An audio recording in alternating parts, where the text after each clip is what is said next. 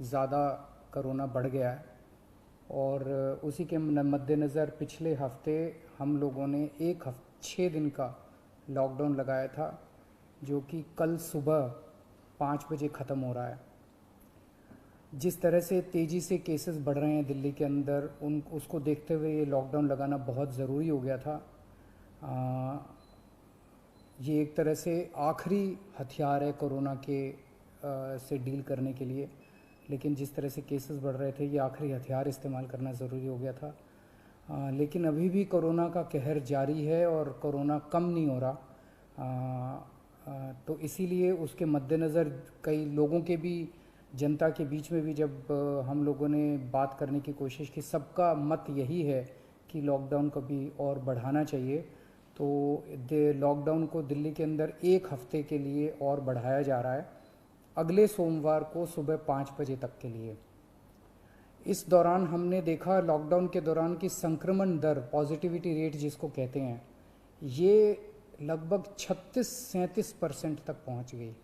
आज तक इतनी संक्रमण दर हमने दिल्ली में तो नहीं देखी, बाकी दुनिया भर में हो सकता हुई हो कहीं पे, लेकिन 36-37% तक संक्रमण दर पहुंच गई। पिछले 1-2 दिन से थोड़ी सी कम हुई है, आज 30 के नीचे आई है, 29 पॉइंट कुछ आई है।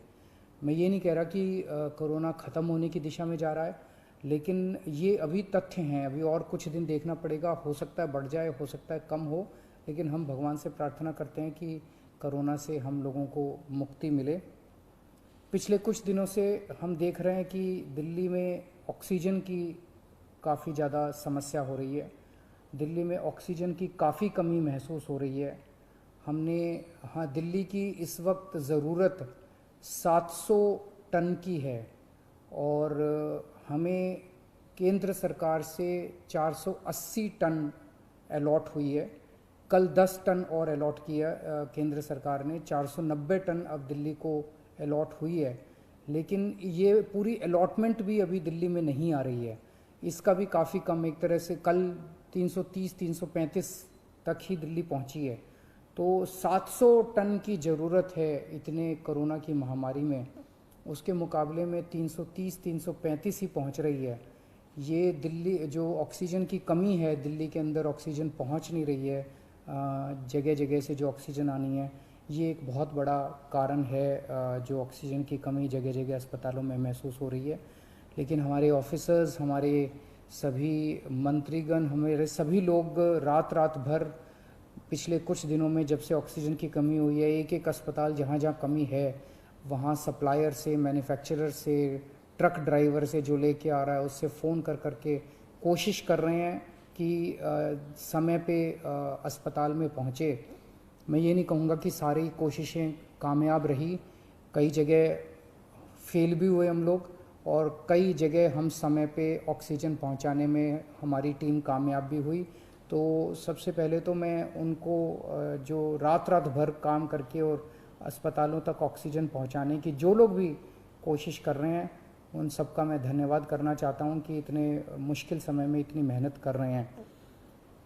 क्योंकि ऑक्सीजन इतनी इस वक्त कीमती है, इतनी कम है, तो उसका मैनेजमेंट करना बहुत ज़रूरी है। तो उसको मैनेजमेंट करने के लिए भी अब कल से ठोस कदम उठाना चालू किया। हमने एक वो पोर्टल टाइप बनाया है और ऑर्डर जारी कर दिए गए हैं, जिसमें हर 2-2 घंटे में मैन्युफैक्चरर से लेके और अस्पताल तक, एंड यूज़र तक, हर एक को 2-2 घंटे के अंदर अपनी ऑक्सीजन की पोजीशन बतानी पड़ेगी। कि मैन्युफैक्चरर को बताना पड़ेगा कि पिछले 2 घंटे के अंदर कितने ट्रक उसके निकले, सप्लायर को बताना पड़ेगा कि कितने ट्रक उसके दिल्ली की तरफ जा रहे हैं, अस्पतालों को बताना पड़ेगा कि पिछले 2 घंटे में कितनी इस्तेमाल हो गई, कितने घंटे की और बच गई। ये सारी चीज़ें ताकि दिल्ली सरकार को पता रहे कि कहाँ कमी आने वाली है।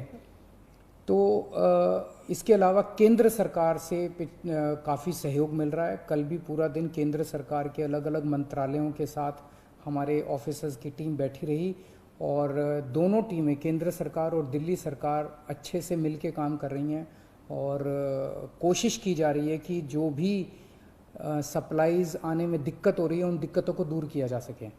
और मैं समझता हूँ कि आने वाले कुछ दिनों के अंदर ये बहुत ज़्यादा अफरा तफरी का जो आलम है ये ठीक हो जाना चाहिए। कल हम पूरी कोशिश कर रहे हैं कि जहाँ से भी, और केंद्र सरकार से तो मदद मिल रही है, और भी जहाँ से भी हम लोगों को ऑक्सीजन मिल सके, ऑक्सीजन के टैंकर मिल सके, पूरे देश से, दुनिया भर से हम पूरी कोशिश कर रहे हैं। कल देश के सभी मुख्यमंत्रियों को मैंने चिट्ठी लिखी है कि अगर आपके यहाँ, आपके राज्य में, गवर्नमेंट में या किसी कंपनी में कोई ऑक्सीजन की पॉसिबिलिटी हो तो हमें ऑक्सीजन मुहैया कराइए, ऑक्सीजन टैंकर मुहैया कराइए। कुछ एक राज्यों के साथ बातचीत भी शुरू हुई है। जब भी कुछ कॉन्क्रीट नतीजे आएंगे मैं आपको ज़रूर बताऊंगा। लेकिन बहुत ज़्यादा कठिन परिस्थिति है। इन कठिन परिस्थितियों के अंदर सब मिलके काम कर रहे हैं। मैं उम्मीद करता हूं कि ये जो इतनी बड़ी इमरजेंसी क्रिएट हो गई है, इससे हम लोगों को जल्द छुटकारा मिलेगा। बहुत बहुत शुक्रिया।